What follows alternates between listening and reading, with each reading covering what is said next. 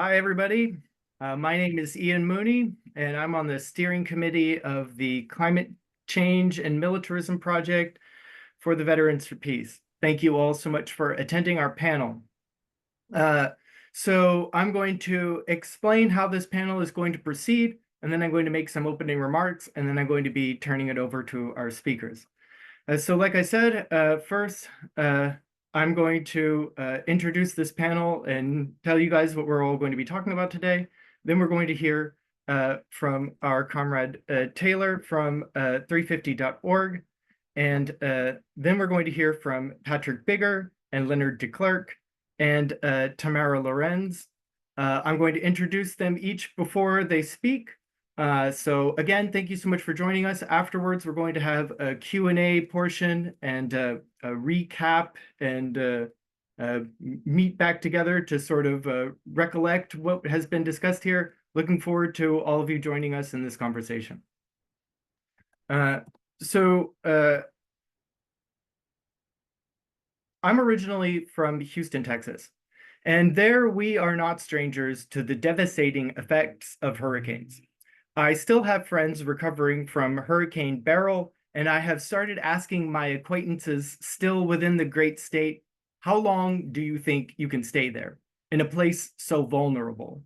Hurricane and tornado seasons are growing longer and more unpredictable. Large sections of the North and Southwest are suffering under longer periods of intense, over triple-digit heat. The climate of this country is changing dramatically and rapidly. In my lifetime, I expect to see my hometown of Houston become at least partially uninhabitable as sea levels rise and crop stability decreases. Many people's lives are going to change along with the weather, and it will change. There is no stopping it. There may be time to prevent some of its worst effects, but we must consider how we are going to adapt to this change and learn new ways of living in peaceful coordination. This is why I organize with the Climate Change and Militarism Project. People are going to be moving into, out of, and across this country because of changing weather patterns brought on by rapacious U.S. foreign policy and the devastating climatological effects of our bloated and Byzantine standing military. How will our government cope when business as usual is no longer possible? When refugees, domestic and foreign, continue to arrive in cities ill-equipped to serve them and with little institutional will to do so regardless? How will we house them? How will we feed them? How will we educate them and provide them health care when those institutions barely function under the best of conditions? What will happen at our border? And will those policies creep into our domestic life as local administrations find themselves overwhelmed by the needs of a changing nation, and while the only public sector budgets that routinely get raised are for military and police power? Consider, this administration and its predecessor have committed to using that vast military and police power for mass deportations and family separation of migrant communities. Right now, there are over 37,000 people in militarized concentration camps at the southern border with Mexico. These migrant prisons are a naked attempt to deter those seeking shelter here from the climatological and economic devastation our militarized foreign policy has wrought, as well as to punish those who have already arrived. These camps are a wretched and detestable response to a crisis that this empire has had a predominant hand in fomenting. Do we have faith that these practices will be contained to the border?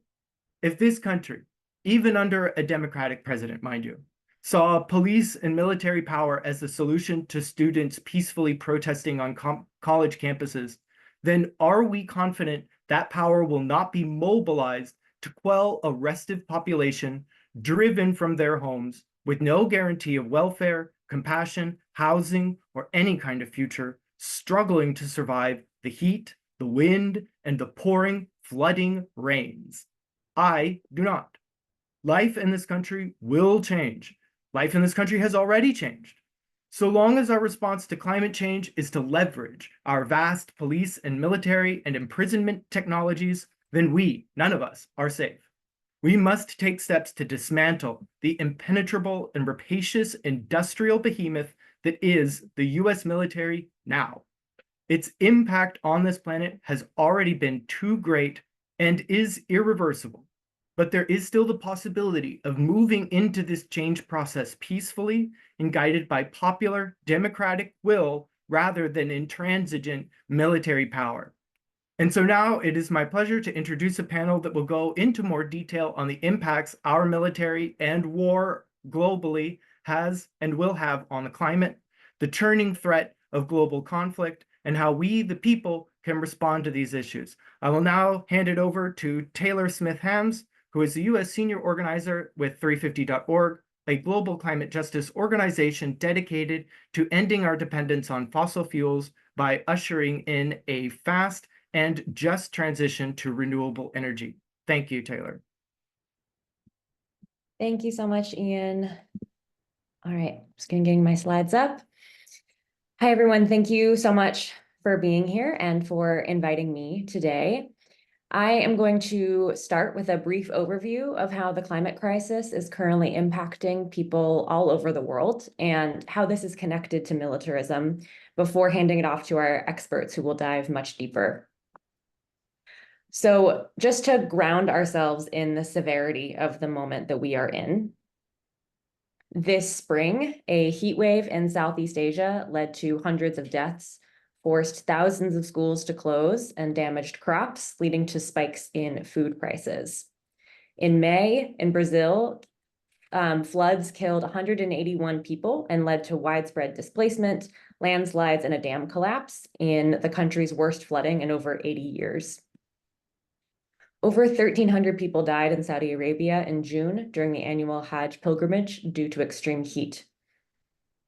Hurricane Beryl became the earliest Category 5 hurricane on record when it hit parts of the Caribbean, the Yucatan, and the Gulf Coast of the United States in late June and early July. This shattered the old record by more than 2 weeks. On July 22nd, the Earth experienced its hottest day on record when daily global average temperatures reached 62.8 degrees Fahrenheit. The previous record was set just the day prior. And devastating wildfires have been raging in recent weeks in California and Greece. And these are all just snapshots, but they emphasize that extreme weather events are already really bad and they are getting worse. And this is happening. These events are becoming more likely and more deadly as a result of our rapidly warming climate, which is the result of burning fossil fuels. But the fossil fuel industry is only doubling down, extracting more climate-wrecking oil and gas at a rapid pace and for record profits. Oil and gas drilling licenses in the United States have skyrocketed in recent years. And in 2023, the US surpassed every other fossil fuel producing nation in methane gas production and exports. And this is not slowing down. If all of the new methane gas export projects that are proposed or under construction move forward, US export capacity will quadruple. So we are barreling very dangerously down the wrong track. And we cannot separate the climate crisis from militarism. Purely from an emissions perspective, militarism and war are key drivers of the climate crisis. Everything from fighter jets to warships to the US's massive network of bases around the world are enormous sources of emissions, as is the reconstruction of the damaged environment after conflict. The US military is the single largest institutional consumer of fossil fuels in the world. The Pentagon's annual emissions are greater than that of entire industrialized countries like Sweden, Denmark, and Portugal. And globally, the world's militaries account for 5.5% of global emissions. If they were a country, they would have the fourth highest carbon footprint. But due to US government pressure, the 1997 Kyoto Protocol excluded military emissions from counting toward national emissions figures. So that means that we are significantly undercounting US and other heavily militarized countries' emissions in international climate negotiations and agreements. And not only does militarism directly contribute to emissions, as well, of course, to immense human suffering, loss of life, and significant ecological destruction. When countries double down on military spending, they actively take resources away from vital investments that we need for a just transition away from fossil fuels. Here in the US, our government continues to dump enormous amounts of money into death and destruction, while cutting social programs and refusing to adequately contribute to international climate finance commitments, always with the excuse that there is not enough money. And many of the corporations that profit from war and destruction are also profiting off of the climate crisis. For example, our partners at Little Sis have done really great research into three major asset managers, BlackRock, Vanguard, and State Street, that all have significant holdings in both weapons manufacturers and fossil fuel companies. So when we're thinking about climate and militarism, it's important to remember that the money and the power behind the bombs in Gaza are often the same money and power behind the pipelines in Uganda and Appalachia. And of course, as Ian discussed, climate change and border militarization are inextricably linked. As we continue to entrench our militarized response to the climate crisis, we are perpetuating a fortress world dynamic where the wealthy few build walls and demonize people of the global majority who did the least to cause this crisis, but bear the overwhelming burden of its impacts, and many of whom are being forcibly displaced from their homes due to deep structural inequalities and a slew of stressors, including climate disasters and war. And then the Department of Defense and federal agencies turn around and they transfer that surplus military equipment to local police departments, who then use those same weapons and tactics to violently suppress protests for climate and racial justice here at home, particularly targeting Black, Indigenous, and other communities of color. So this is like a very just barely scratching the surface, and our other panelists are going to dive a lot deeper. But I think just this brief overview is just to show that militarism is antithetical to building a just and collective transition away from fossil fuels and toward a sustainable future. Yet militarism is too often left out of our conversations and organizing within the climate movement.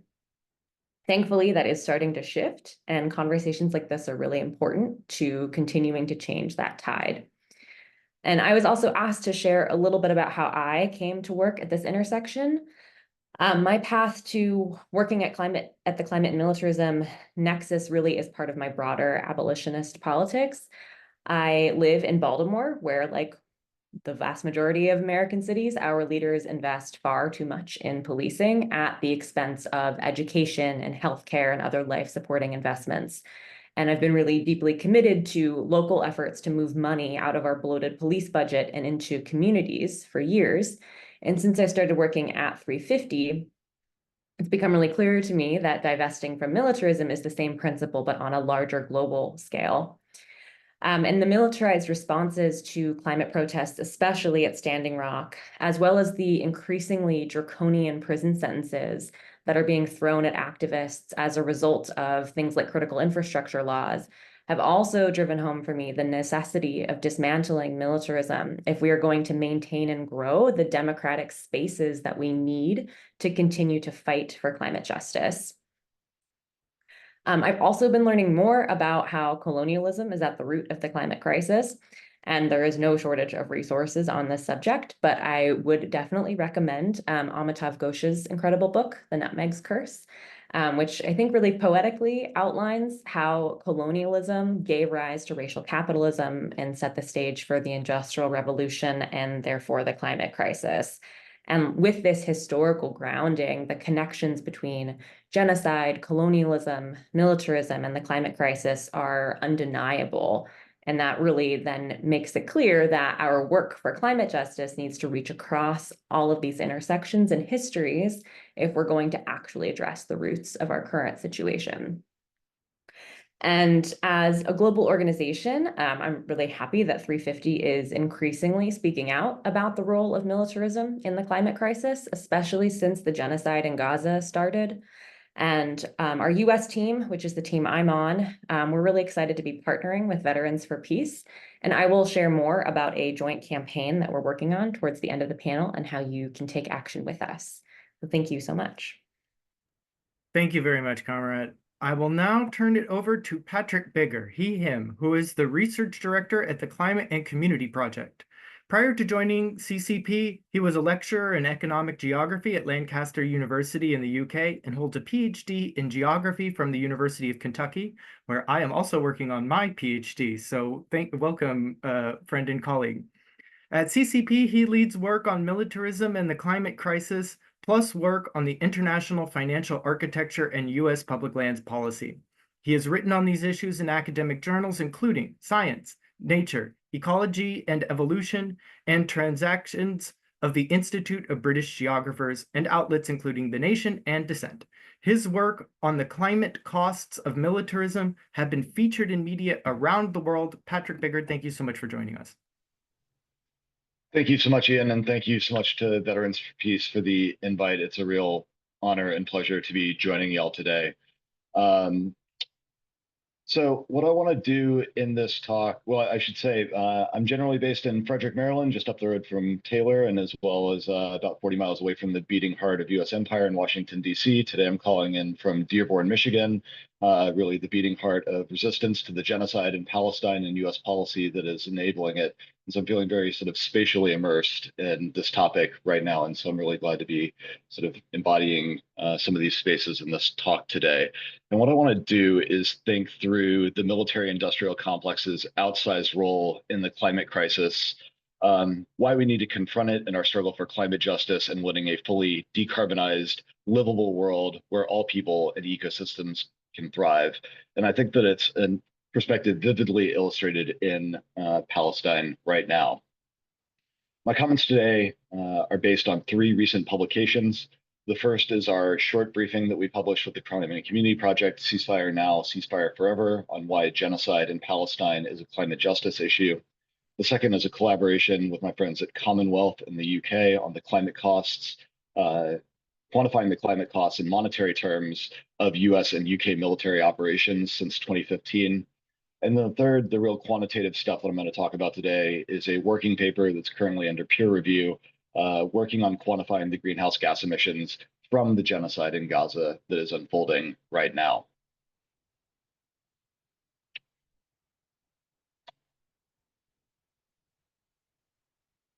I think that, as Taylor mentioned, some of the North American climate movement has really got an improving understanding that the climate crisis is one outcome of historical and contemporary imperialism. And the same is true in reverse. A lot of folks in the peace movement are starting to get hip to the challenges that the climate crisis will pose to building genuine human security around the world. And I really do want to shout out VFP for digging in on this front. And my comments today come from a perspective that's mostly shaped by the climate, economic justice, and anti-war movements spanning the last 20 years. Right now, my day job is in climate, but I got into political organizing against the Iraq War back in 2002. So it's really a treat to be back with y'all in the peace movement. I think that often the climate movement is generally and necessarily and historically really oriented towards fighting against the extractive industries as our most straightforward enemy. And that's not wrong. We need to get a transition right. But the military industrial complex often gets left out of analyses of what's shaping the present and what that means for what's shaping the future. That's true even as we acknowledge that so much of the status quo must be transformed in our fight to win climate justice. And right now, that fight is most acute in Palestine. And that also flows in the other direction. Fights against militarism, imperialism, and genocide also need to get better attuned to the military environment entanglements to build stronger campaigns and coalitions. And so the sort of thesis of where I'm coming from in this talk and both more generally is that to confront the drivers of climate breakdown is also to confront the drivers of apartheid, militarism, and perpetual war as one reason that we need an immediate ceasefire in Gaza. So to zoom in on Palestine, the genocide in Gaza did not start on October 7th. Gaza has spent the last 16 years in blockade and decades more of occupation. It's been 76 years since the Nakba, or catastrophe, the displacement of 750,000 Palestinians, the razing of 500 villages, murder and internal displacement of countless more, and the beginning of 76 years of settler colonial rule. This is not a one-time event, but an ongoing catastrophe that spans decades of denial of Palestinian political rights and peoplehood. Today's genocide and continued unconditioned U.S. support for it is made possible within these contexts of decades of dehumanization, dispossession, and the denial of Palestinian political rights and statehood. And so I included this picture on the slide. It's a picture of a Palestinian village, Srifia, I believe. The picture in the front is the village as it was in 1948, and then the site behind it is as it is now, completely planted over by a pine forest, sponsored by a Zionist NGO. And so we really see the just complete erasure of Palestinians through environmental change, one that is set to accelerate as the climate crisis does as well. Palestine is one of the most climate vulnerable places in the world right now, already feeling its effects. And the effects of the genocide are going to make it so much harder to cope with those environmental changes that Palestinians played very little role in creating. And so since October 7th, Israel has continued to run an unrestrained campaign of collective punishment against Palestinians. As of the most recent estimates published in The Lancet, a medical journal, more than 186 Palestinians have been killed, or either directly or through the destruction of the infrastructure that they depend on for survival since October 7th. Nearly all of the medical infrastructure, including dozens of hospitals in Gaza, have been destroyed, and thousands of people remain unaccounted for under the rubble. Furthermore, 1/3 of the agricultural land in Gaza had been destroyed or damaged by early January, along with 20% of greenhouses and 1/3 of irrigation infrastructure. Agricultural damage was concentrated in the north, which is Palestine's primary grain producing region. So that led to the price of wheat quadrupling between October and January. It surely goes to illustrate that, as usual, the impacts of war, much like the climate crisis, hits the vulnerable the most severely. And according to the World Bank, those radicals over at the World Bank, over 4/5 of damages are concentrated in two sectors of residential buildings and commercial, industrial, and service sectors, while the remaining 19% of damages sustained were other critical infrastructure such as education, water, sanitation, and hygiene, so on and so forth.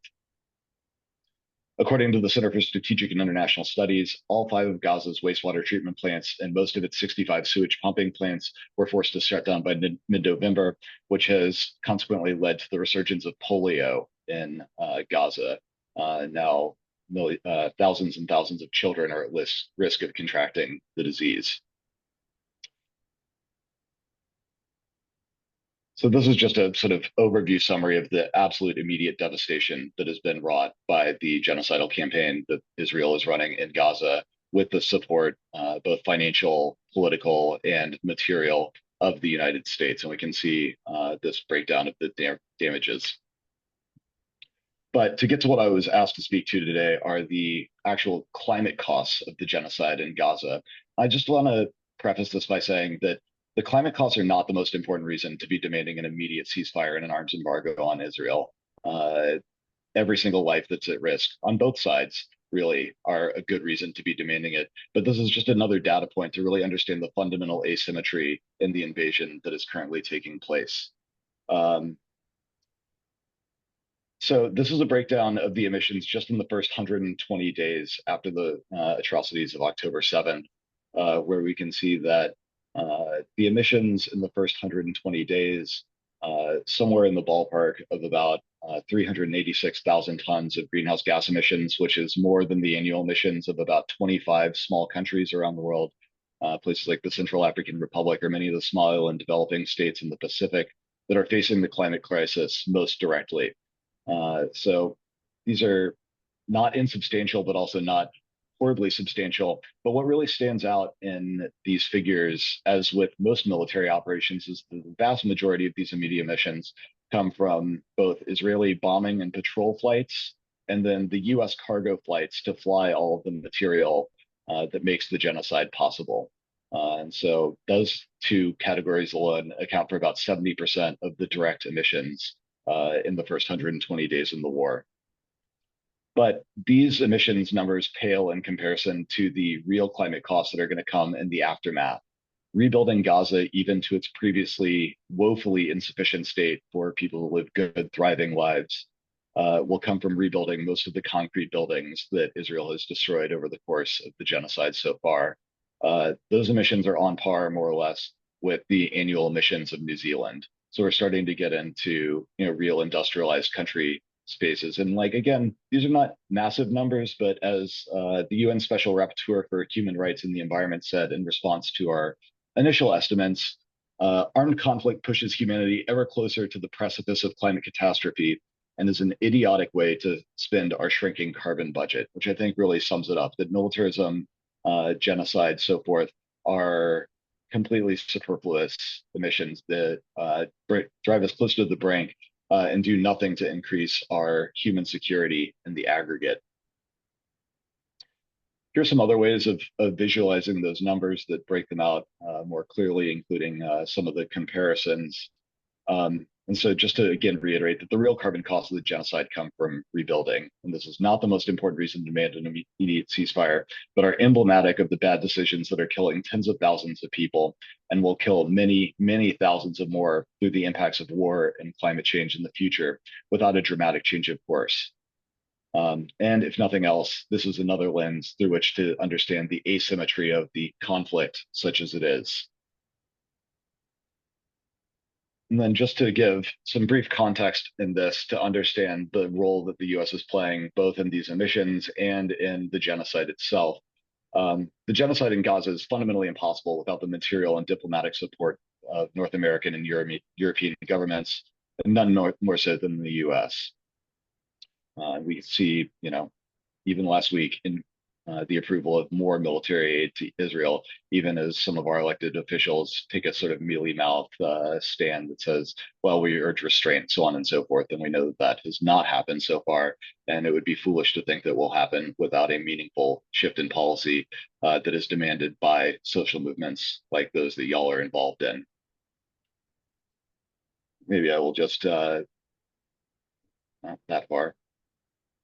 I want to just contextualize these emissions real briefly because this is some of the broader work that I do on US militarism, and Taylor already went over some of these high level points, but it really is important to understand the massive outsized role that the US military is playing in the climate crisis. That by some counts, on a per capita basis, the US military is the biggest emitter in the world, bigger on a per capita basis than Qatar, which otherwise is the biggest emitter.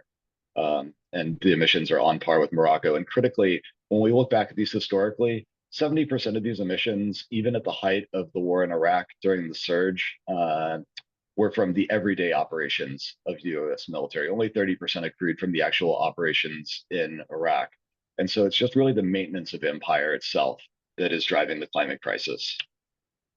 And so just to close real briefly, I always like to end with this quote from President Gustavo Petro of Colombia, who said that the life of humanity, and especially the people of the South, depends on the way which humanity chooses the path to overcome the climate crisis produced by the wealth of the North.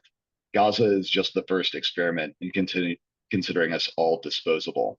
And I think this is a really crystal clear distillation of the stakes, not just in Palestine or across the global South, but in the US as well. As the earth becomes uninhabitable, more of the earth becomes uninhabitable, more communities will be rendered surplus to the reproduction of global capital, and under the status quo, more expendable. And it's truly a recipe for climate apartheid that we're already seeing play out. So again, to confront the drivers of climate breakdown is also to confront the drivers of apartheid, militarism, and perpetual war. In short, to confront US-led imperialism and military aggression by its proxies. Thank you so much.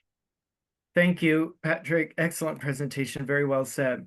I will now give the floor to Leonard de Klerk. He has developed businesses in Central and Eastern Europe with a focus on climate change and environmental technologies. He developed climate projects under the Kyoto Protocol to purchase the resulting CO2 reductions on behalf of the Dutch government. In 2004, he founded a consultancy company to develop joint implementation projects in Ukraine and Russia with a portfolio of more than 55 JI joint implementation projects, which was reducing 64 million tons of CO2. He built the Irota Eco Lodge Resort in eastern Hungary, consisting of 3 villas and a shared biological pool in which a number of environmental technologies were applied. This resort is the first, and so far the only carbon-neutral accommodation in Hungary. He started an initiative to determine the impact of Russia's invasion in Ukraine on carbon emissions and is the lead co-author on emission reports from the war in Ukraine. Thank you for joining us, Leonard. Please take it away. Yeah, thank you very much for the introduction and a warm welcome from Europe. Indeed, I am going to talk 50 minutes about the impact of Russia's war in Ukraine. And I'm representing a group of Ukrainian and European researchers, and we convened 1 month after the start of or after the full-scale invasion of Russia in Ukraine, trying to assess the impact of this war on the climate. And when we started this work, actually we realized that this has never been really done before. There is very limited information on, what is the impact of a large conflict on the climate, and we should realize that this war in Ukraine is the biggest armed conflict in Europe since the Second World War. And what I'm going to do now in this 50 minutes is just to run you through some of our findings. And just to get you a feeling of what we're talking about. And actually, I'll start immediately with the results. We've published so far 4 reports, and each time we're updating and improving our methodology.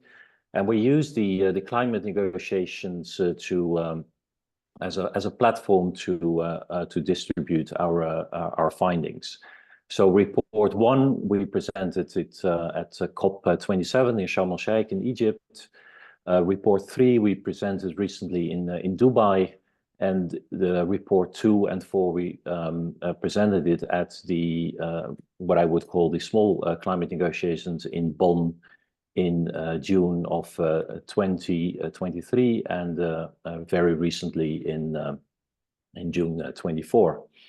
And here you see different, so to say, sources of emissions, where actually is when we're talking about war and about conflict, we do expect intuitively that it's warfare that is causing the majority of the carbon emissions, which is actually only a part of it. And as you can see here, warfare, brown one, is increasing as time is progressing, but it's not the biggest. It is actually the reconstruction that is needed that is presenting the biggest share, although it has not been increasing over time. And that's one of the reasons is that most of the damage to the country, so we're talking about hospitals, residential buildings, was mainly happened in the first weeks of the war. Currently, or already for more than a year, the front line is very stable. So basically, what could have been destroyed has already been destroyed. So you don't see much increase here. But the war is continuing, so warfare emissions are increasing. And just to give you an idea what we're talking about, 2 years of war is 175 million ton of CO2. That's the equivalent of what a country like the Netherlands, with 18 million inhabitants, emits in 1 year. But maybe a better comparison is that it would be the same as building 260 coal-fired power units of 200 megawatt each, or putting 90 million new petrol cars on our roads. So it is significant. It's 0.5%.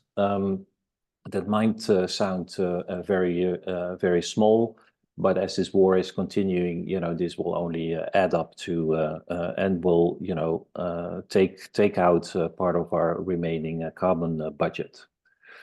And actually, the emissions from this war do not only originate from the territory of Ukraine itself. Of course, the majority does, and you see here 27% from free Ukraine, 36% from occupied territories, but also quite a large share is happening outside of Ukraine and outside of Russia, showing that the impact and the transboundary impact of the war are there as well and cannot be ignored. Again, here a distribution of the total emissions. I'll just show you a little bit a deep dive into the different categories. So here we're looking at the warfare emissions. And as you can see, the two first columns, it's the fuel consumption by both the Russian troops and the Ukrainian army. That is the most significant source of emissions. You know, it's logic. It's all the fuel that all the tanks, the fighter jets, but also the logistical chain actually is using, because we initially focused very much on the military equipment when we try to estimate the fossil fuel usage, but we shouldn't forget that there is a whole, you know, logistical chain behind the front lines, providing food, changing the soldiers, the medical institutions that are behind it. They all need fossil fuel to get moving. But these are direct emissions, and we also looked into the more indirect. So, for example, the use of ammunition, the explosions itself do not generate that much of amount of greenhouse gases. I mean, it's dirty stuff, of course, but it are not greenhouse gases. However, to produce them, you need an awful lot of steel, for example, which is a very carbon-intensive material. But also the construction of fortifications, both sides, you know, as we all maybe have heard about the Dragon Thieves, they are made of concrete and steel. So these are, again, very, very carbon-intensive construction materials. And last, it's a supply of equipment. This is mainly, if it's airlifted, for example, from North America, you have a lot of emissions for the air transport. And then landscape fires, which is 30% of the total. Here you can see the different fire points, which we estimated during remote sensing. And you can see in the gray areas where the fighting has taken place, where you see the majority of the fires have been taking place. These are not only forests, but also in other landscapes like croplands, and even in wetlands, we've seen a steep increase in fires. Interestingly enough, and this is again one of these transboundary impacts, is the aviation. Russia closed the airspace above Siberia for Western airlines. So, for example, if you now would fly between London and Tokyo, it normally used to be a flight of 11 hours. Today it's 15 hours, so 4 hours more, meaning more kerosene, meaning more emissions. Same goes for Frankfurt and Beijing, whereas Lufthansa has to take a detour now. But China Airlines, for example, is not impacted by this ban and still can use Russian airspace to reach the destination. Energy infrastructure. Russia has almost 2 years ago now started to hit the infrastructure of Ukraine. So we've seen a lot of gas pipelines being hit. But also in our latest update, we also looked at non-carbon, non-CO2 emissions like SF6, which is used as an insulator in electrical equipment, which vented into the atmosphere. However, as you can see in the numbers, the biggest impact is actually the sabotage act of Nord Stream 1 and 2 pipelines, which caused an enormous release of methane, which is, you know, a very big, it's a very potent gas. And actually, it was almost as much as the annual emissions of the neighboring country Denmark. Going to reconstruction, 32%. Here you can see distribution, so it's mainly the buildings, but it's also about infrastructure and transport vehicles, airports, you name it. Same goes for your industry and utilities. You all need an awful lot of construction materials. And for example, here you can see a breakdown of the carbon intensity of an average building. So if you look at the first column, commercial building, then almost 70% of the emissions when you build a new building is for concrete and steel. So what we're going to see is that if, let's hope this war will end soon, there will be reconstruction. So you see an awful lot of concrete and steel is going to be needed to reconstruct the country.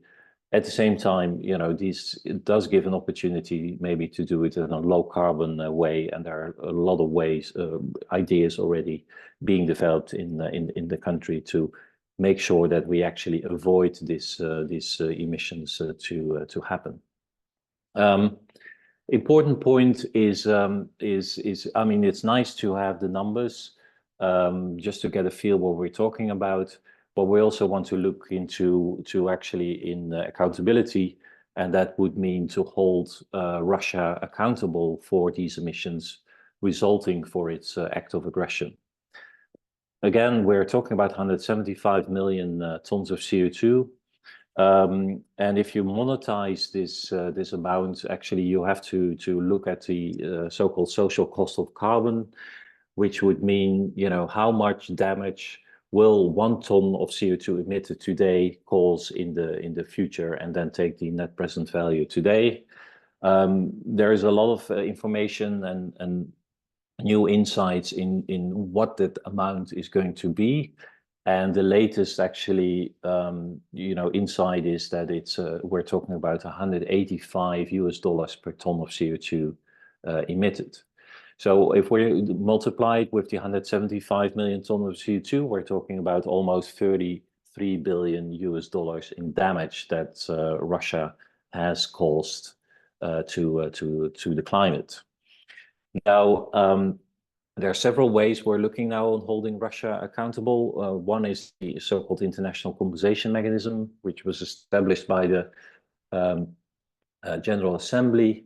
And the idea is that this compensation could be paid for frozen and confiscated Russian assets. And at the moment, there is already a registry where people can add and put a claim to. And we're now looking at on how the environmental damage and the climate damage can be entered into this registry. There could be other ways as well on the international arena. This will be a long shot.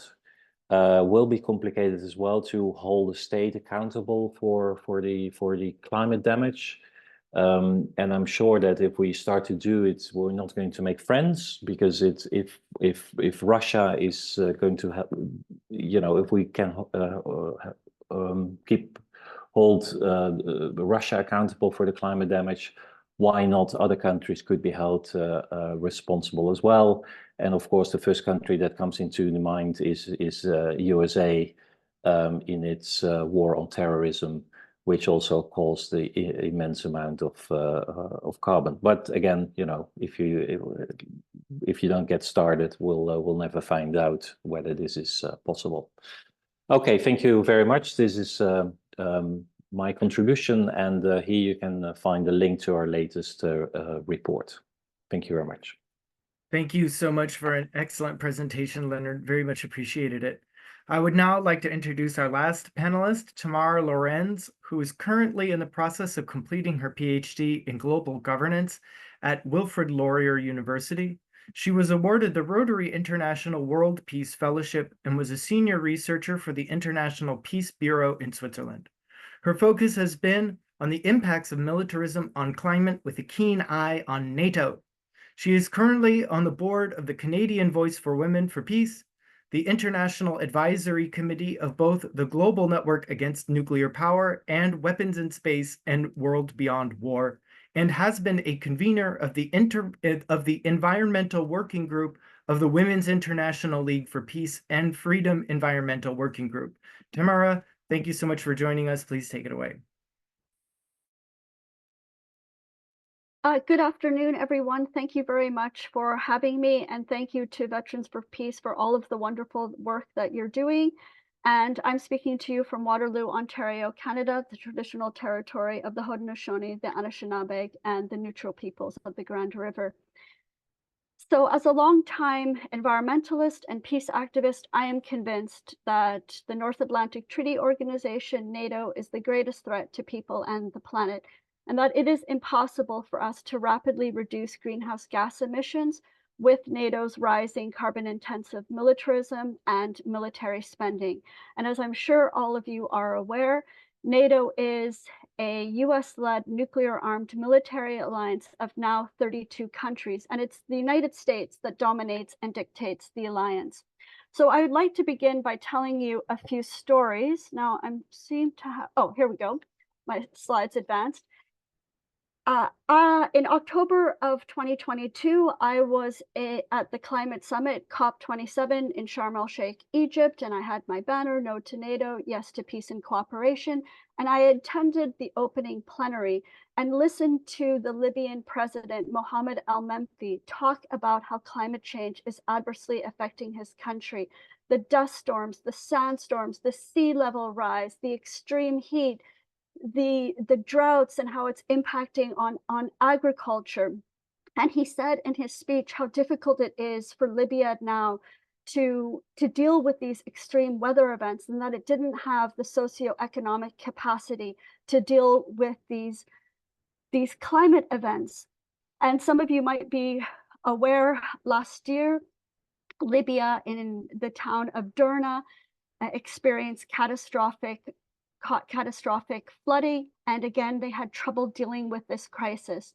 And this is because of NATO's intervention in 2011. Over 6 months, NATO conducted thousands of airstrikes on the country, destroying civilian infrastructure, water treatment plants, energy systems, and destabilized the government. And Libya was one of the richest countries on the African continent, and NATO has completely destabilized the country. So now it is having trouble, dealing with the climate crisis. And as this article says, Libya is still in ruins. After I was in Egypt for the climate summit, I went on a 1-month tour. I went to Russia, Finland, Latvia, Poland, and Romania, and I talked to hundreds of people about the climate crisis, about the war in Ukraine, about NATO expansion, and possibilities of peace building. And I just want you to have a look quickly at this. These are maps from 2002, NATO expansion to Russia's border. And look at all of, these are army and naval assets along Russia's borders, thousands of soldiers and missile systems. And this is a map showing the Air Force assets, all of the military bases and fighter jets and bombers that are used, and they conduct this air policing up and down Russia's borders. They've been doing this for decades, and it's expanded. And now NATO has announced that they are going to have 500,000 troops at high readiness, and they've been expanding these military bases. So when I was in Latvia, I went to Camp Adazi. This is a base that's just outside of Riga, the capital, and this is where Canada is leading a NATO multinational battle group, and it is expanding. And I stood with my sign, No to NATO, Yes to Peace, and I delivered a letter to the commander saying that I opposed this, and I could hear through the forest the sounds of the explosion as they were testing weapon systems. Every spring, NATO conducts these tank warfare exercises. They're called Crystal Arrow. And if you look carefully at the picture, you can see tactical helicopters, armored vehicles, tanks, all fossil fuel powered, immense climate and environmental impacts. This is a Google satellite photo that shows Camp Adazi, and where I was standing with my sign is in the bottom left-hand corner where the red dot is. But you can see where the training grounds are, this vast land that is scarred, you know, and they've decimated the forest and they're expanding the space. So they've lost, Latvia has lost and is losing more carbon sinks, which is so critical for dealing with the climate crisis. 2 years ago, for the very first time, a UN Secretary General came to Canada's Arctic. This is in Cambridge Bay. And, you know, talking about how NATO is going to be expanding in the Arctic, they call the northern flank. At that time, the Prime Minister, Justin Trudeau, announced that we're going to be spending $38.6 billion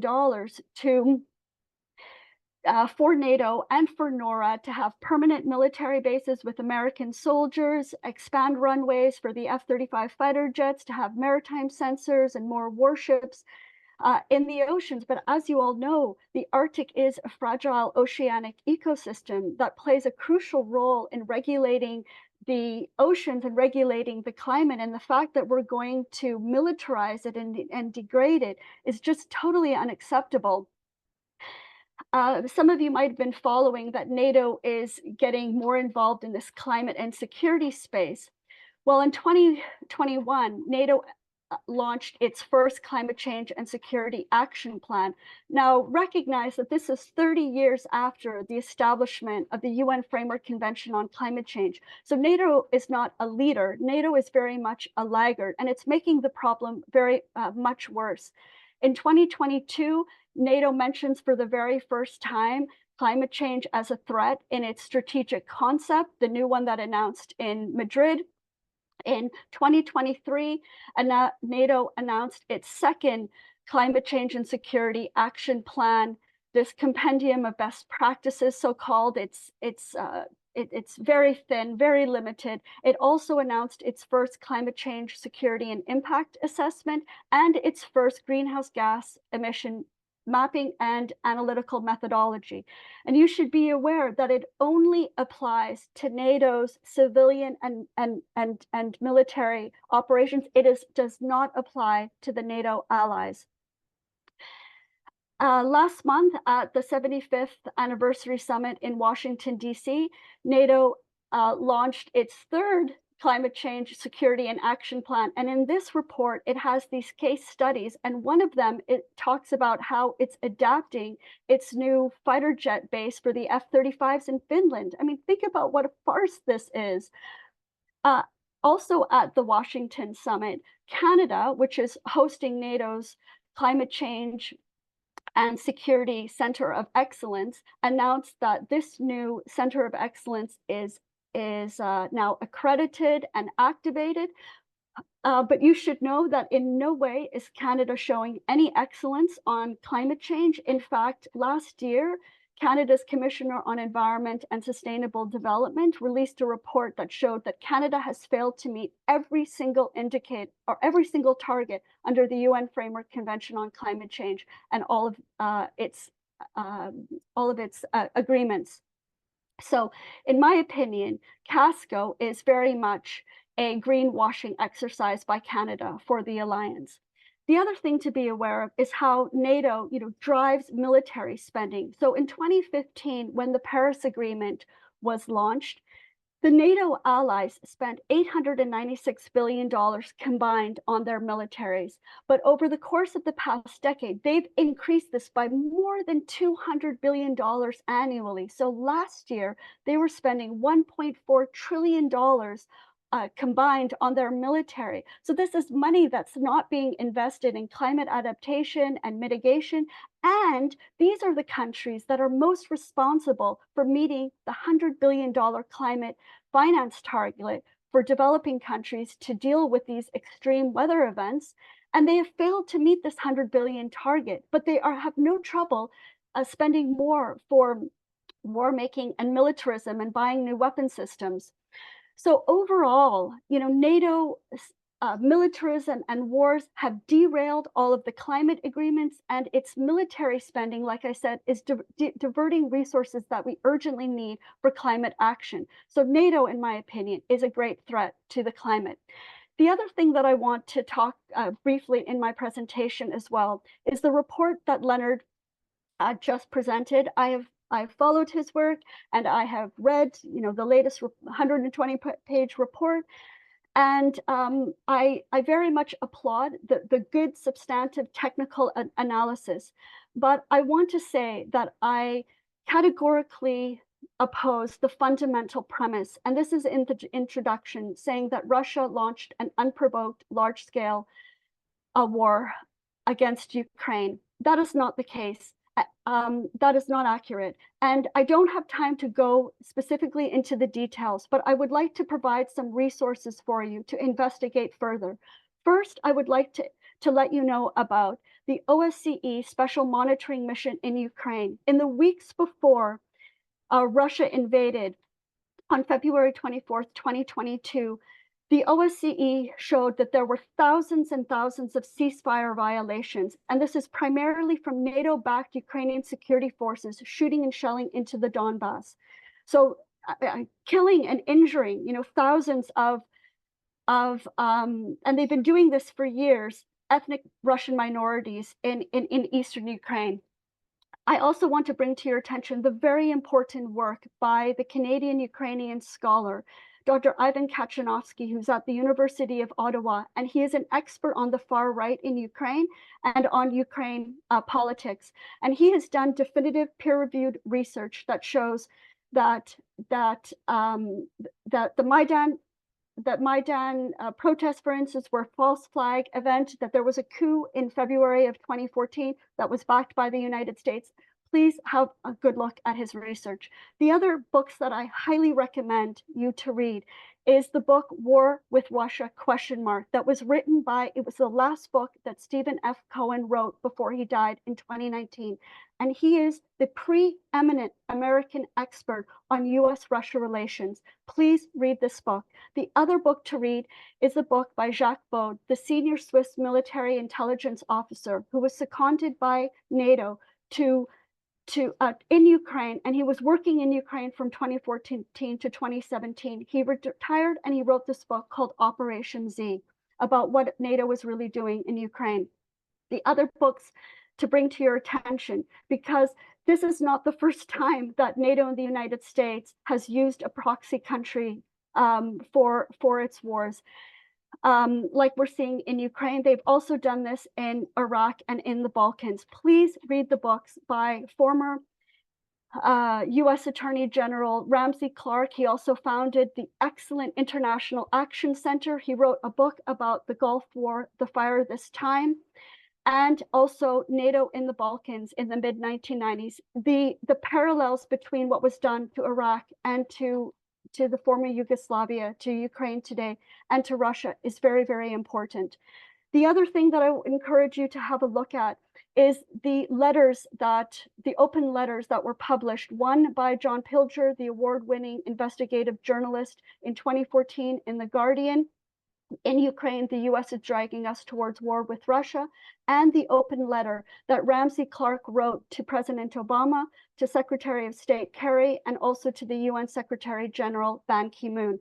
So please have a look at all of this material. The other thing that I want to say is that it's very important for us to investigate who is funding research. And I want to point out that the International Renaissance Foundation is funded by George Soros and the Open Society Foundation. George Soros is very pro-NATO, pro-US Western capitalism and domination, and he's very anti-Russia. So over the years, he's been going back and forth to the NATO headquarters. This is a statement from the NATO website, and this is also him meeting with Jens Stoltenberg. Now the Soros Foundation has been taken over by his son, Alexander Soros, and this is a tweet that he reposted last month during the NATO summit from Jake Sullivan. You can count on a strong NATO. And this is Alexander Soros shaking the hand of Polish Foreign Minister Radoslaw Sikorski, And he infamously posted on Twitter, "Thank you, USA, for blowing up Nord Stream." I was in Washington, D.C. for the People's Summit against NATO, and I went to the American Enterprise Institute to listen to a keynote speech by Radoslav Sikorski. And in his speech, he talked about how the United States and NATO can fight two wars, a war against Russia and a war against China. I also want to mention, before I close with this story, that Anne Wright and I have also published and spoken about the links between NATO and the U.S.-Israel genocide in Gaza. So NATO also has a very direct role in the genocide in Gaza. But I want to mention at the end of my 1-month trip that I did, I was in Warsaw and I met with Ukrainian refugees from both sides of the contact line, from Western Ukraine and from Eastern Ukraine.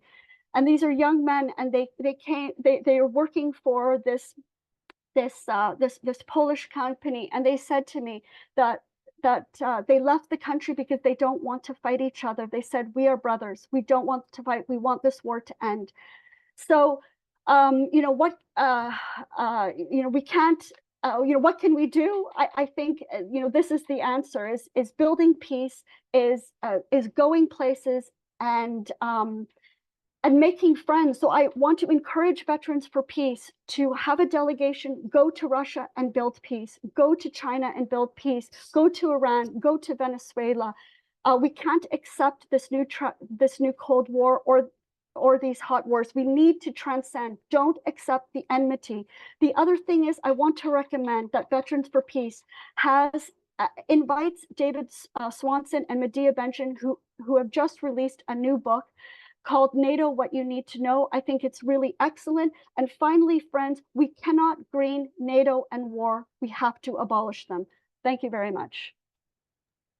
Thank you, Tamara. Excellent presentation. I'm now going to make a couple of remarks before I lead into a call to action from myself and Taylor, and then we open up the Q&A. So first off, I want to say that in my opening remarks, I focused mainly on our relationship with climate change here in the United States. But as all of our panelists have shown, it's very important to bear in mind that climate change is not isolated to the United States, and that there are places in the world already suffering under severe changes where people are dying and conflict is fomenting. And I think that is important to remember. And I think it also bears mentioning, as all of our panelists said, that all war anywhere is a threat to all of us. As our panelists have made clear, the fight for peace and justice means struggling against entrenched business and political power, from Chevron to BlackRock to NATO. And struggling with these powers is going to take will, determination, and coordination.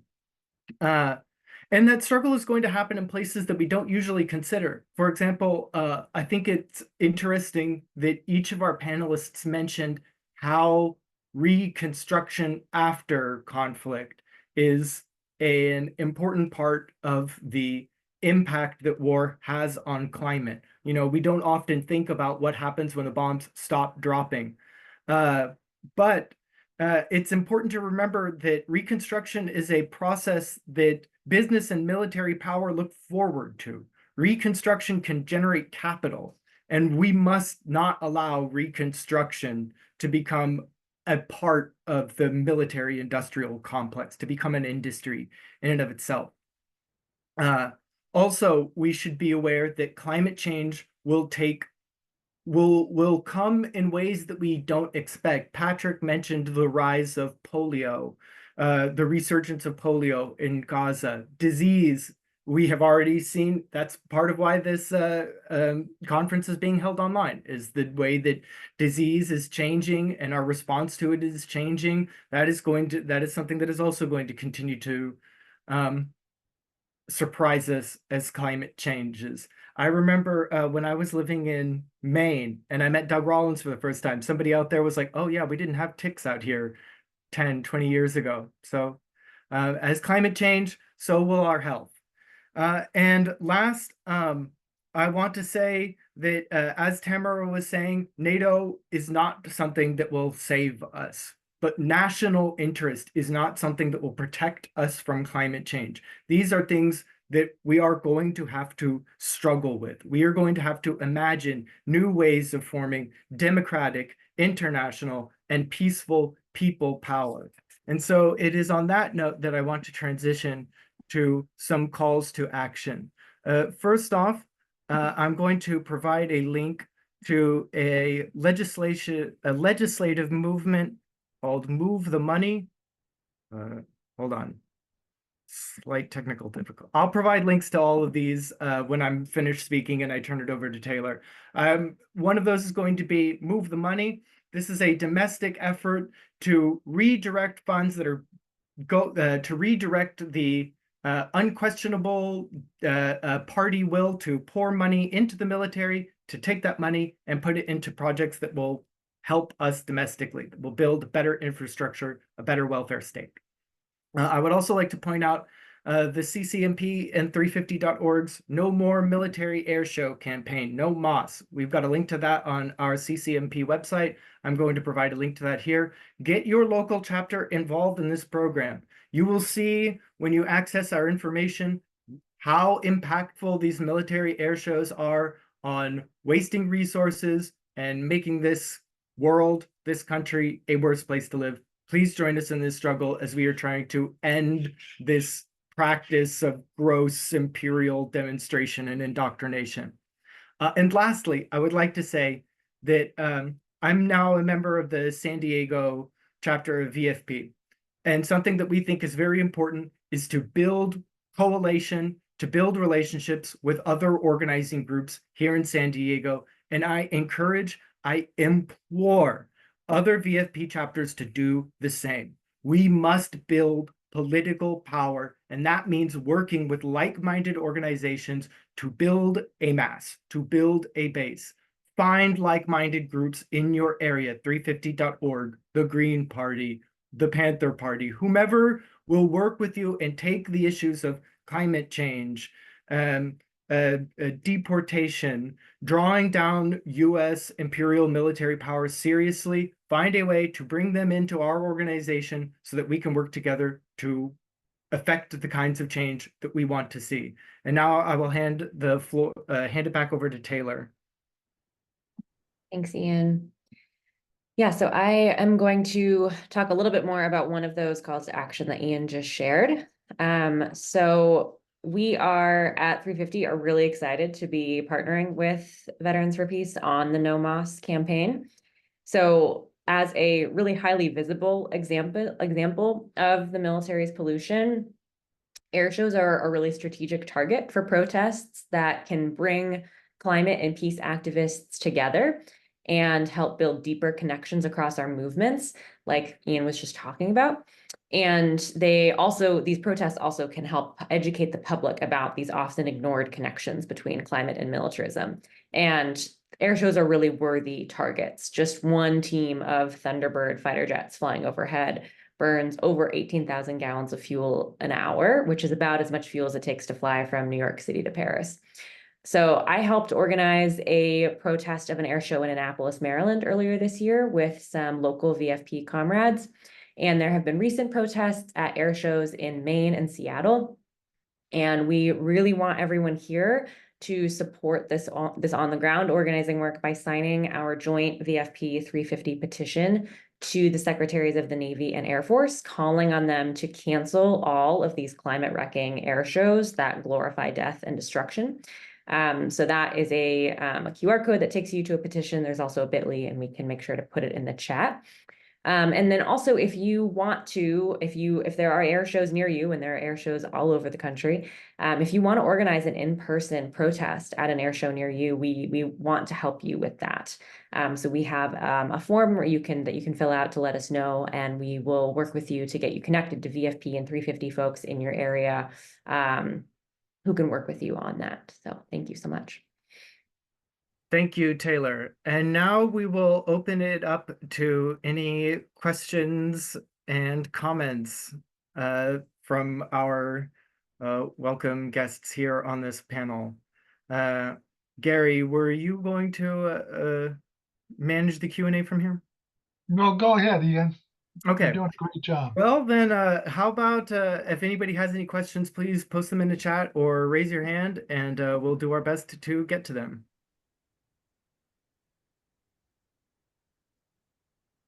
I just want to let you know that a couple of people have asked that you, if they could get your slide presentations. Okay, I am going to put my email in the chat. Please email me if you would like a copy of our slides.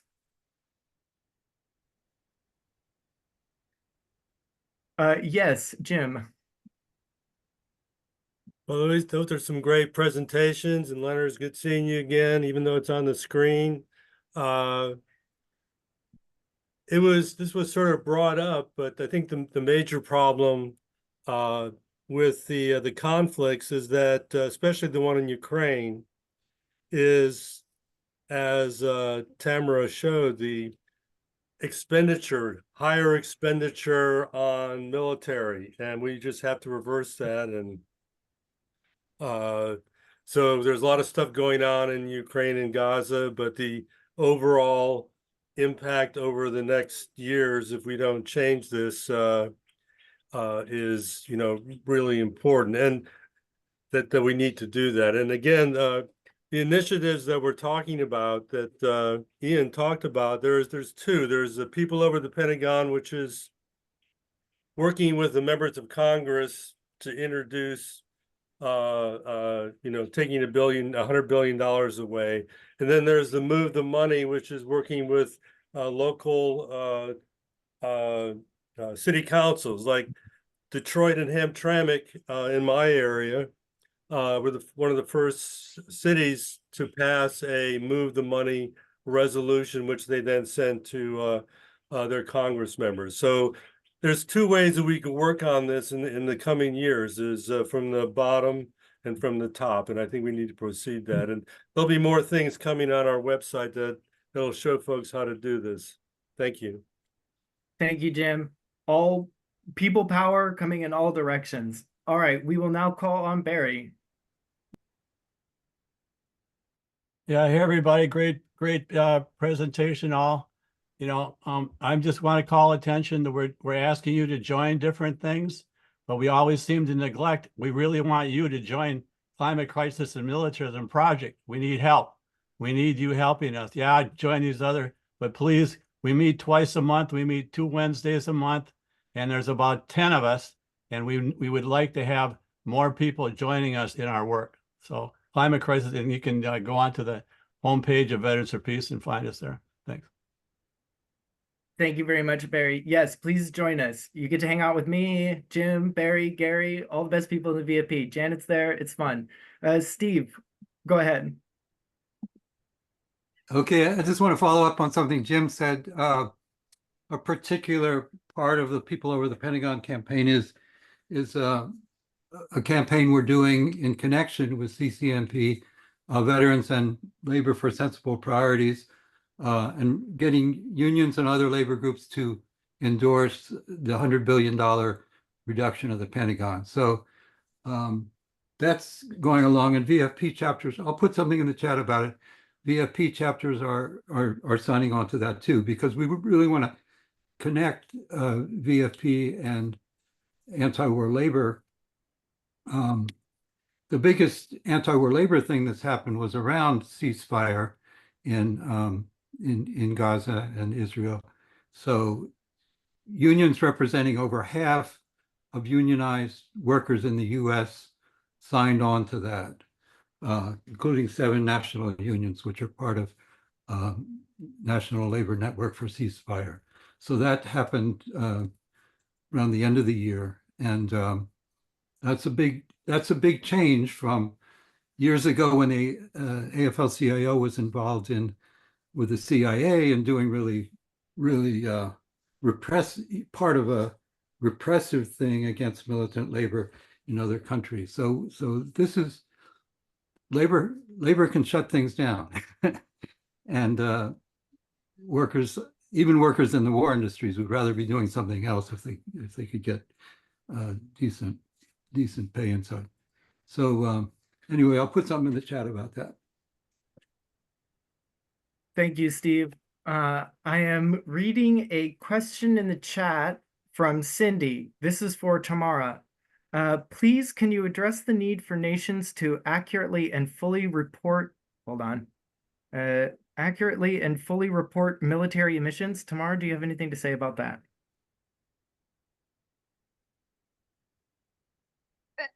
Well, as Taylor said in her introductory remarks, which were excellent, that it was the United States that lobbied during the Kyoto Protocol negotiations for an exemption. The United States ended up, not even signing and ratifying the Kyoto Protocol.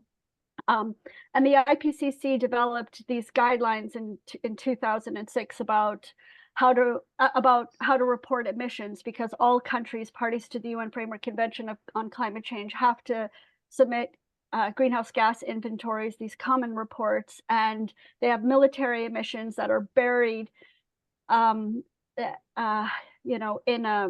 under energy, and they aren't very they aren't transparent, and they aren't fully and transparently reporting their emissions. Canada, actually, the Canadian government and the Canadian military is trying to actually reveal more about their military emissions. And you can look at the Canadian Greening Government website and look at the emissions.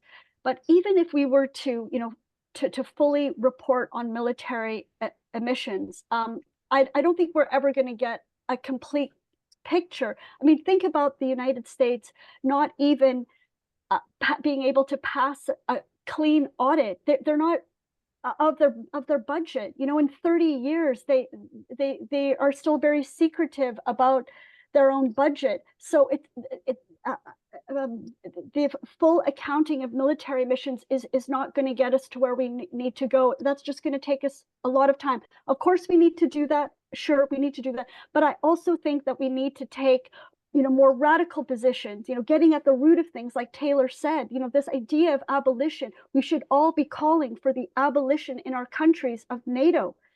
So Canada right now, we have before Parliament a parliamentary petition calling for Canada to withdraw from NATO because of its driving up our military spending, and because of its social and economic and climate and environmental impacts and all of the wars that we're engaged in. So those are my quick thoughts, and maybe the other speakers have thoughts. And I see that there's many hands, and maybe we could take a few people at a time so that we can get through more things. Thanks. Go ahead, Leonard. Yeah, no, first to react on the military reporting, it is indeed, I mean, it's not like that the military is fully exempted from reporting. Emissions that happen from the countries itself have to be reported. It's only not transparent, so you can't see, where those emissions come from. But if we, for example, talk about the US, a lot of the emissions are extraterritorial, and that's where you have this bunker fuels, for example, and that's where the problem is, because then the US doesn't have to report it. Just responding, maybe also to Tamara's remark about, provoked, unprovoked. I do not, want to take too much time for this, but from where I am, and from Europe, actually I'm happy that NATO is there, because without NATO and without the ability to protect ourselves, we do have to realize that we have a neighbor to the east that is not a democratic state, that is not a free country, and that is trying to wipe Ukraine off the map. That's at least how I see it. And actually, okay, maybe this is not the right forum to discuss it, but I would even say that if Ukraine would have been member of NATO, this war wouldn't have happened. Same goes for the Baltic states. And what I'm a little bit missing always, in this discussion is that you are in the US, I understand your way of thinking, but very often I feel that you don't take into account what our, member states and people, civilians living in these countries would ask. If you would ask people in the Baltic states, the majority would say they are happy to be within NATO. Thank you so much, Leonard and Tamara, both for that excellent answer to that question. I'm going to call on Tom. Walk, you have your hand up. Do you have a question for the panel? More comment. Thank you so much. I want to thank everybody for truly for organizing like this. And I want to thank Taylor for working with 350 I'm glad that they're getting into these topics. From my experience, they've maybe been more incremental establishment politics, but I'm glad that VFP is collaborating with 350. I've been working with both here locally. I post an Instagram link. I'm not going to try and share my screen or put a picture up in it, but I've been getting out locally here for every Friday with Veterans for Peace, Militarism Creates Climate Crisis banner, and also 350.org banner, and they've both been working with me locally. So I just want to reiterate the importance of developing those collaborations. And we're also working with Uhuru locally on this colonialism, the Uhuru 3 trial for it, about them getting arrested for being Russian agents. That's too complicated to get into here, but that's we're getting involved with local groups, and colonialism and climate change is a big part of it.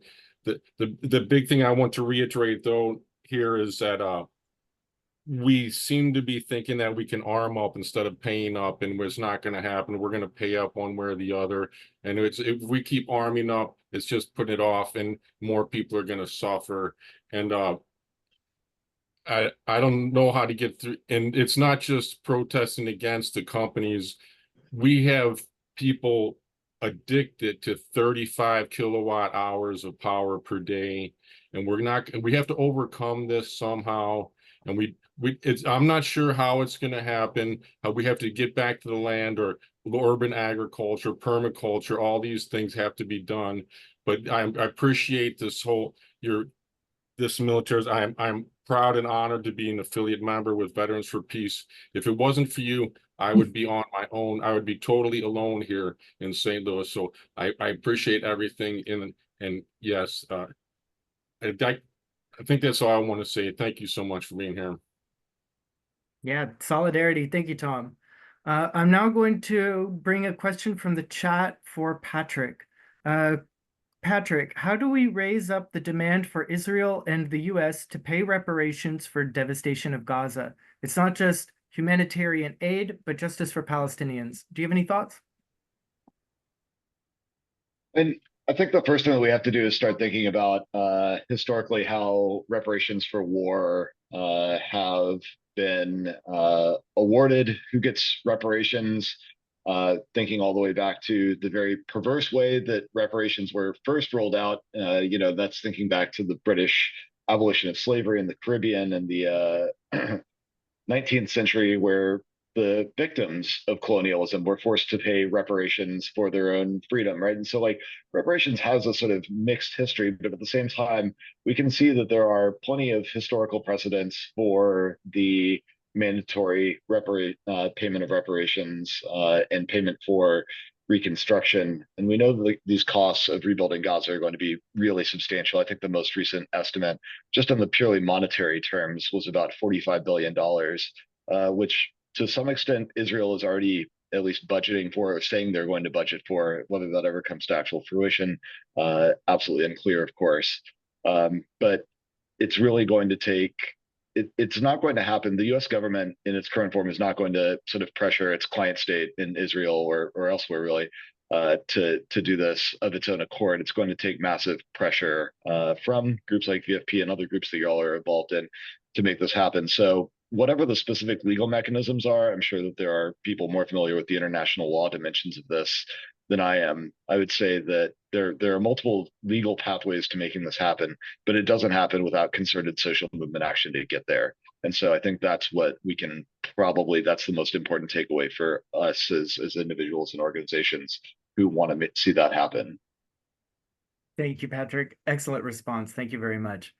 Now, I see Moji, you have your hand up. Please go ahead. Hi, I hope you have my voice. I am having difficulty with my laptop. I am in Boulder, Colorado. Are you able to hear me? You're coming through loud and clear. Okay, wonderful. Thank you. Thank you for this presentation.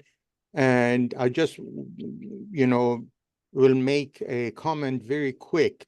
I am hearing the intersectionality of so many issues and the need for, as Tom said, concerted social action in order to have any kind of impact. Among my background I created in between 2005 and 2007, a project at the University of Arizona called the International Institute to Study Climate Change in the Islamic World. And I took it to Iran. That's where I am from. And of course, they did not, inside Iran, I didn't belong to the regime. So they did not, they created a dossier against me as opposed to embracing what I was doing. So part of what I'm doing is to build the infrastructure for movement of movements, given the intersectionality of the issues we are talking about, is the intersectional circles or chambers of compassion, so that we, as various kinds of conscientious activists, have a place similar to the Chamber of Commerce for corporations, for systemic collaboration across cause, so that the effect of what we do, the effect of a peace activist and a climate change activist, for example, would add to one another. So I am heartened that you have such a wonderful project, and I'll send the link to the Chambers of Compassion. Right now we have an ad, a VFP ad, thanks to the Chapter 35 in Spokane of VFP. There is an ad for this project, but the link of that page is up there. The purpose is to build chambers of compassion called the same thing everywhere, in the same way that chambers of commerce are called the same everywhere. So I don't want to talk too much, given so many hands are up. Thank you for what you're doing. It's critical for Grandmother Earth to have a chance. Thank you so much, Comrade Moji. Looking forward to organizing with you. Now I'm going to call on Nadia. Comrade Leaf, please go ahead. Thank you. And I'm going to follow up with the previous gentleman and the Chamber of Compassion as a granny. I'm with the Granny Peace Brigade in New York. So thank you for that intro. First of all, I thank everybody, and especially Mr. Mooney, for bringing you all together. I'm going to make a personal statement and then a question. The personal statement is that in 1939, just before my 7th birthday, we were living in Puerto Rico. My mother was worried because there were already too many submarines in the Atlantic, and she wanted to return to New York because my oldest brother had a return of tuberculosis. She wanted to bring him to the Catskills where there were sanatoriums. She was worried because in those days, The hurricane season lasted about 4 weeks. It would be from the middle of August to the middle of September. So when Taylor Smith Harris said the first hurricane came in June, that for me was a very powerful statement. It's a measure of where we have come. Okay, I now move to my question, which is directed to Patrick Bigger and all of you. Do you know about the Climate, Conflict and Environment Observatory in Manchester? The person who heads it is Douglas Weir. He started his work with depleted uranium weapons, banning it. It was the ICBU, International Coalition to Ban Uranium Weapons. When we talk about weapons, we rarely talk about depleted uranium. What's been used is still being used, and the fact that that's, you know, on Mother Earth or Grandmother Earth. So I don't know, Patrick, forgive me for calling you by your first name, but do you know about Doug Weir? Do you know him? And all of you should know him and his work. He and Lindsay are doing amazing work, trying to get countries to talk about their military weapons and what they use. That's my question. Thank you, thank you. You're all beautiful. Thank you. Thanks, Nadia. Just to come back, yes, I used to live in Manchester and I've had several nice drinks, nice pints with Doug, talking about this stuff.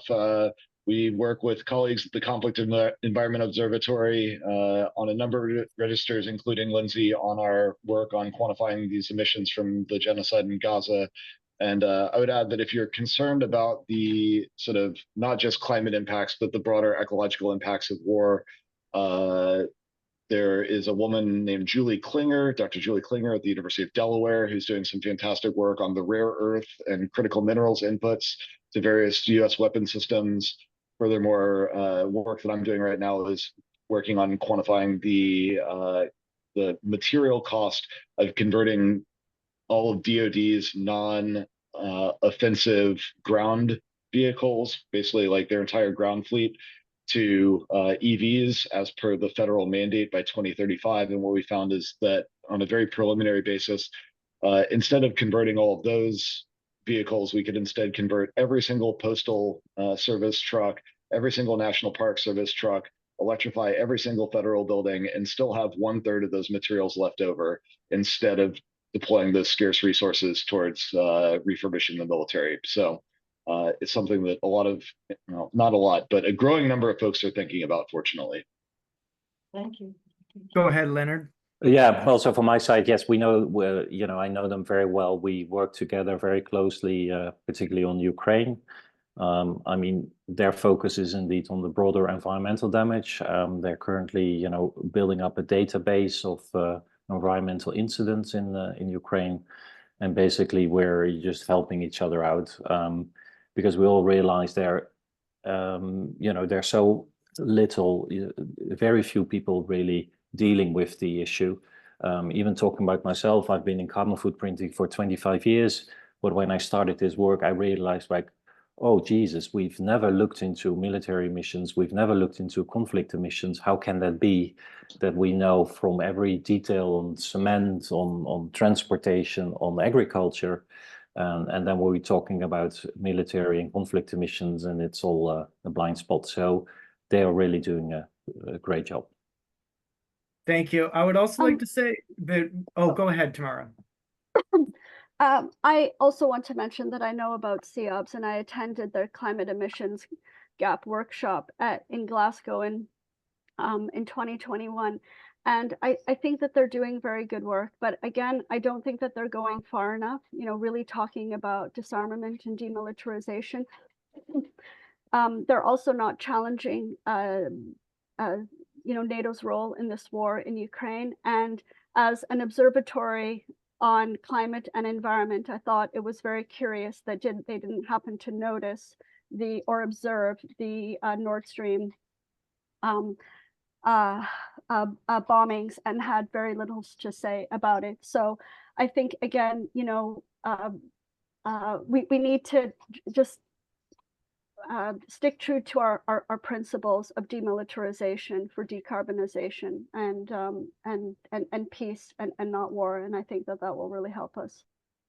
Thank you, Tamara. I would also like to say that we at CCMP are close allies with Doug. We've never shared pints with him, which seems like an oversight, but I'm going to chalk that up to time zone differences more than anything. Okay, next I'm going to call on Ken Mayers. Please go ahead.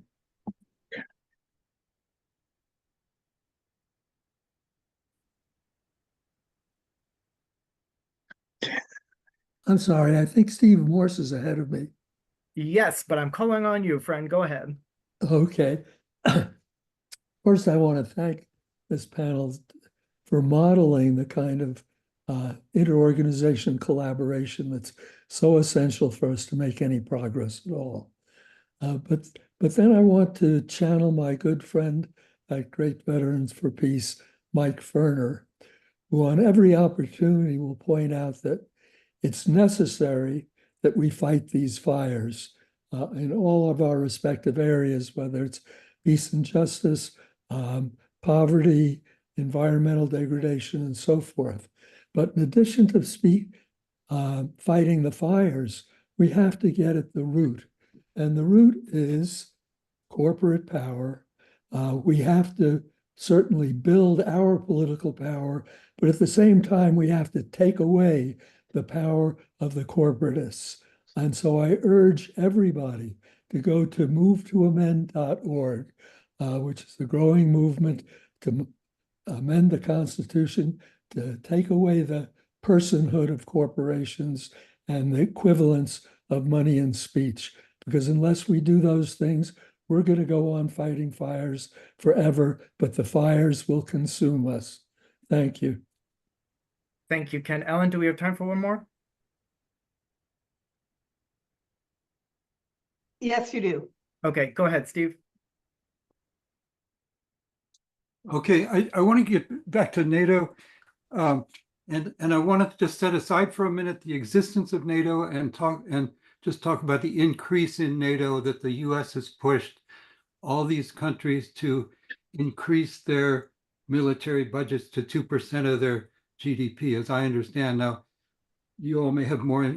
I want to ask the panelists what, if that's basically a US initiative, and whether there's maybe more opposition to that increase than there is to the existence of NATO among people in these countries, and just any comment about that. It seems completely perverse and everything going in the wrong direction to do that. So just any comments on that? Leonard, go ahead. Oh, sorry. Well, We'll go Leonard and then go and then Tamara. Yeah, well, from my point of view, I mean, there is no logic in just putting a percentage. I think you should, in normal world, you see, okay, what do we need? I do believe we need some minimum kind of deterrence in, at least in Europe. And then basically you have to look, okay, what do you need to do to, what kind of spending you need to have this minimal deterrence. And that's it. Just putting a 2%, 4% to me is very arbitrary. You need to look on what you need to perform as a military, and based on that, you need to, you have some spending. So you think the military needs to be increased in those military expenses need to be increased in those countries? I don't. Well, yes and no. I mean, we also spend a lot of money on, for example, what I know from, we just had RIMPAC, for example, this military exercise in the Pacific, where, for example, the Netherlands sent a ship that had to sail all the way, from the Netherlands to Hawaii. I believe that's unnecessary spending and unnecessary emissions. Why do the Netherlands have to send a ship to the other side of the world? So there, I would say we can save. I think we need to focus, on Europe, and not on other continents. I'm going to Probably give more Tamara the floor Yeah. here just because we're running out of time on the Yeah. panel.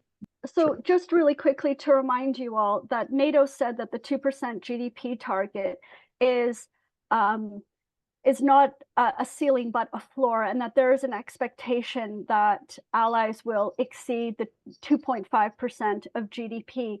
And it is definitely the United States that is pushing NATO allies to meet this target. And that's because of this 2% GDP target, 20% is for new weapon systems. And in order to be interoperable with the United States that commands the alliance, you have to buy American weapon systems. This is why Canada is, for instance, buying the F-35 and buying the Poseidon and etc.